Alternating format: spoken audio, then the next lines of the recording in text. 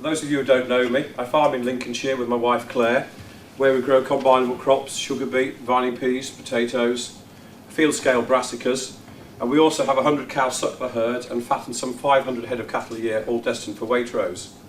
And in addition, I have worked away from the farm for quite a while, working with both sheep and intensive poultry, both in this country and overseas. Why am I a candidate? I'll tell you why.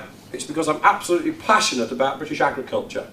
I'm passionate about our role in society today, and I'm passionate about the ever-increasing role which we will be playing in the future. I'm also passionate about a little word called profit. It doesn't seem to feature much in any different publications, but without profit we lack the funds for reinvestment. We fail to attract inward investment into our sector, and with the science and innovation that goes with that. And most crucially of all, we fail to attract the young people who are so vital a lifeblood for our industry. And if elected, I will vigorously oppose any measure which has the potential to undermine our profitability. As I see it, we're going to be very busy in the next 2 years on two key areas. Firstly, animal health. We all know the sorry statistics of TB in this country. It's little short of being a national disaster.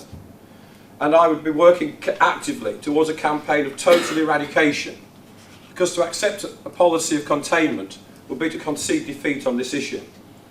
And with cost and responsibility sharing, I'm adamant that we end up with a true co-decision making body and not just pick up the cost. The second key area where I see as being active is in Europe, is in shaping the CAP post-2013. Our own government's position on this is well stated, and if elected I'd be using every ally and friendship we had in Europe to ensure that we had a true common agricultural policy, an end to the market distorting forces caused by partial recoupling, the retention of Pillar 1 and Pillar 2 payments, with Pillar 2 being funded centrally and not through modulation. It's a definite no to national repatriation of farm support, and I'd be working actively to ensure we had a much larger share of the rural development pot than the current 3% we receive at the moment. Another key area of concern for me is that of research and development. It angers me greatly every time the government criticises agriculture for its environmental record, when they've quite simply over the years failed to invest adequately in research and development.